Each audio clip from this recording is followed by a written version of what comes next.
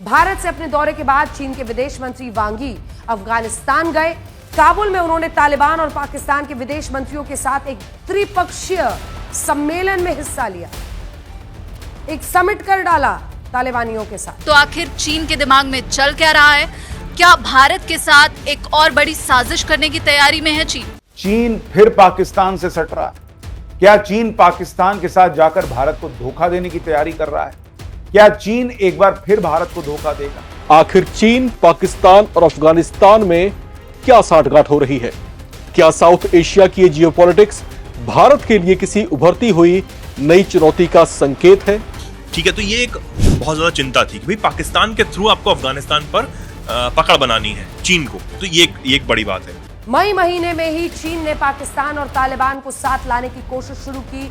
Beijing के एक अनौपचारिक बैठक हुई जिसमें तालिबान को बुलाया गया। 2022 के बीच चीन के विदेश मंत्री पहली बार काबुल आए। चीनी विदेश मंत्री वांग यी और पाकिस्तान के विदेश मंत्री इशाक डार के बीच वार्ता होगी। ये त्रिपक्षीय वार्ता बेहद महत्वपूर्ण मानी जा रही है। क्या चीन और भारत की फिर से शुरू होने की जो रिश्ते थे वो पहले ही खराब हो गए या नहीं? भारत से अपने दौरे के बाद चीन के विदेश मंत्री वांग यी अफगानिस्तान गए। काबुल में उन्होंने तालिबान और पाकिस्तान के विदेश मंत्रियों के साथ एक त्रिपक्षीय सम्मेलन में हिस्सा लिया, एक समिट कर डाला तालिबानियों के साथ और पाकिस्तानियों के साथ। इस सम्मेलन की आखिरी बैठक 2023 में हुई थी, लेकिन इसके बाद पाकिस्तान और तालिबान आमने सामने आ गए थे। हालात ये हो गए थे कि अपने निवेश पर खतरा देखते हुए चीन ने इस झगड़े से खुद को पीछे खींच लिया था। लेकिन इसके बाद 7 मई 2025 को ऑपरेशन सिंदूर हुआ। अफगानिस्तान की तालिबान सरकार ने इस मुद्दे पर पाकिस्तान का नहीं बल्कि हमारा यानी भारत का समर्थन किया। इस बात ने चीन के माथे पर चिंता की लकीरें खींची और शायद उसने ये सोचा कि अगर अफगानिस्तान भारत के पक्ष में चला गया तो उसका one belt one road project मुश्किल में पड़ जाएगा। इसी के बाद मई महीने में ही चीन ने पाकिस्तान और तालिबान को साथ लाने की कोशिश शुरू की। बीजिंग के एक अनौपचारिक बैठक हुई जिसमें तालिबान को बुलाया गया। 2022 के बीच चीन के विदेश मंत्री पहली बार काबुल आए। सबसे बड़ा मजाक यह है कि इस समिट का पूरा फोकस आतंकवाद के मुद्दे पर था। चीन की मौजूदगी में यह तय हुआ कि पाकिस्तान और तालिबान दोनों मिलकर आतंकवाद से लड़ेंगे।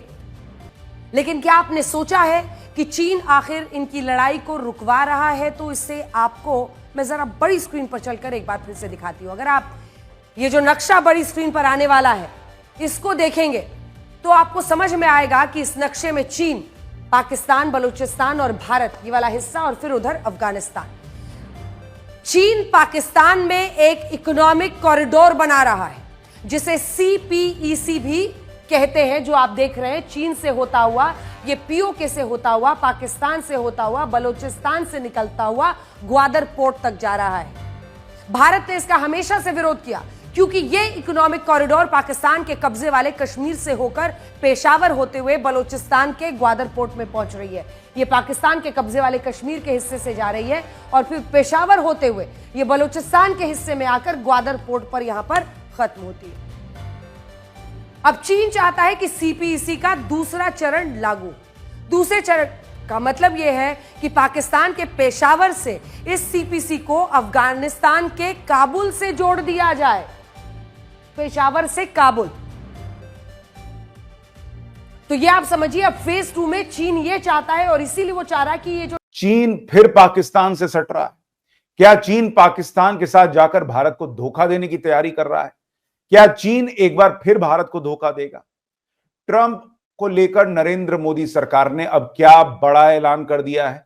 क्या चीन और भारत की फिर से शुरू होने की जो रिश्ते थे वो पहले ही खराब हो गए या नहीं? लेकिन आपकी राय क्या है? क्या चीन भारत को फिर धोखा दे रहा है अगर वो पाकिस्तान जा रहा है? तो इस पर आप क्या सोचते हैं जरूर बताइएगा, क्योंकि ये चर्चा इस 2 तस्वीर को लेकर चल रही है।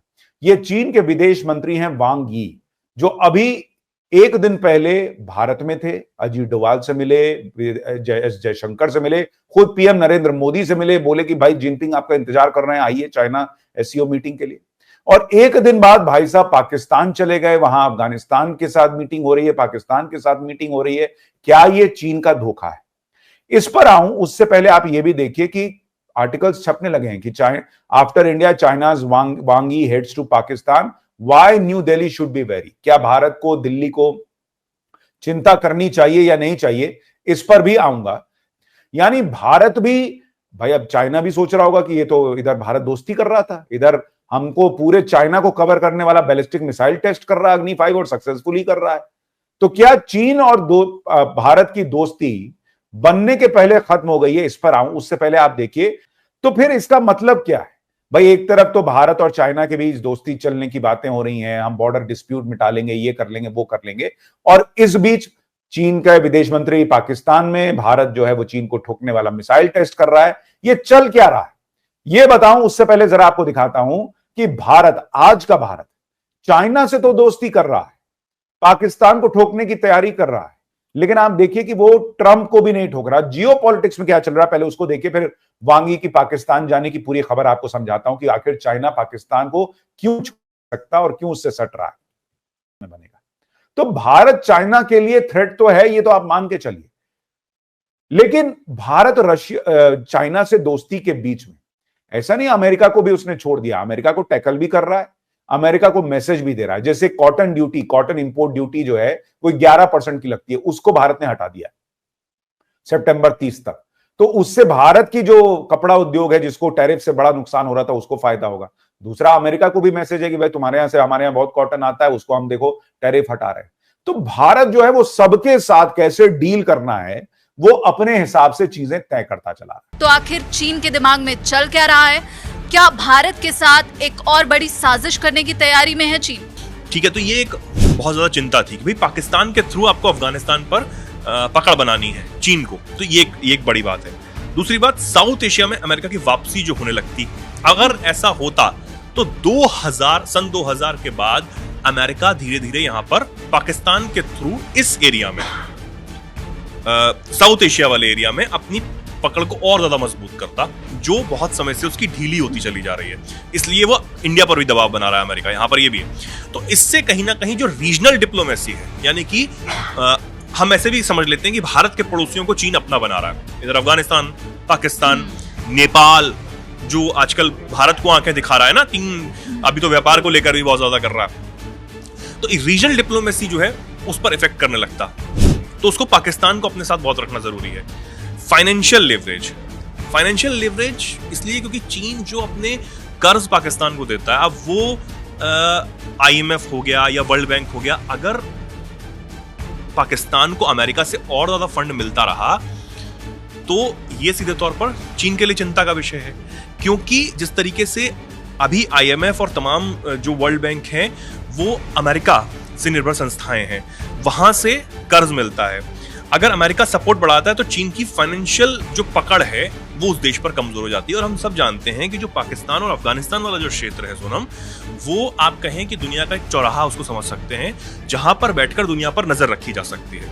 अमेरिका कोशिश करता आया कि अफगानिस्तान और इस वाले क्षेत्र में अपनी पकड़ को बहुत ज्यादा मजबूत कर सके, ताकि वो यहाँ पर अपना मजमा लगाकर दुनिया पर नजर रखे।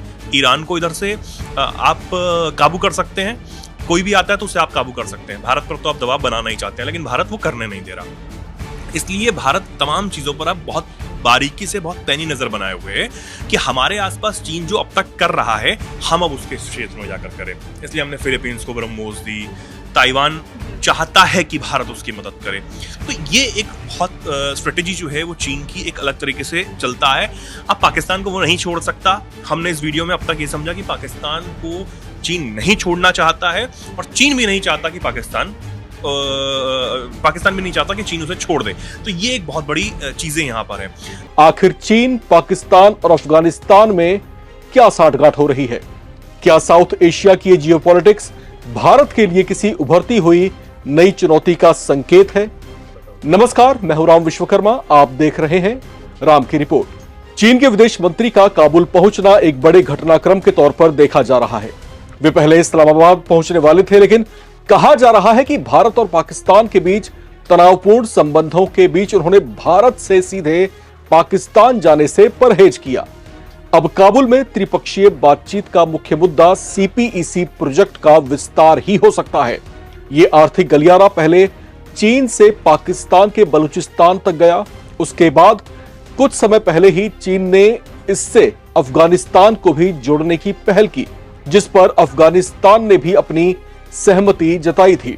इसे लेकर चीन और अफगानिस्तान का एग्रीमेंट भारत के पाकिस्तान पर ऑपरेशन सिंदूर के कुछ दिन के बाद ही हुआ था। अब चीन के विदेश मंत्री खुद इसे लेकर काबुल पहुंचे हुए हैं, जो चीन में सीपीईसी प्रोजेक्ट से जुड़े पोलित ब्यूरो के मेंबर भी हैं।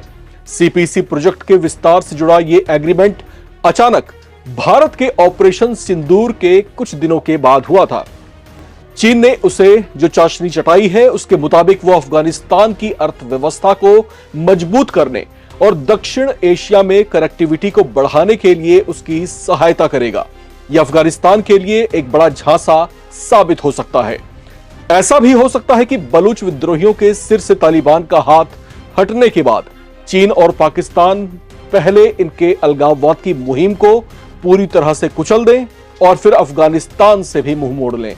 चीन, पाकिस्तान और अफगानिस्तान के बीच का यह नया गठजोड़ भारत के लिए कई तरह से खतरनाक साबित हो सकता है। दरअसल भारत पहले ही सीपीईसी के पहले चरण का विरोध कर चुका है। दरअसल भारत इसे अपनी संप्रभुता और क्षेत्रीय अखंडता का उल्लंघन मानता है। यह 3000 किलोमीटर लंबा सीपीईसी कॉरिडोर चीन के शिनजियांग प्रोविंस को साउथ पाकिस्तान के ग्वादर पोर्ट को आपस में कनेक्ट करने का काम करता है। चीन दुनिया भर में अपनी विस्तारवादी नीतियों को लेकर बदनाम है।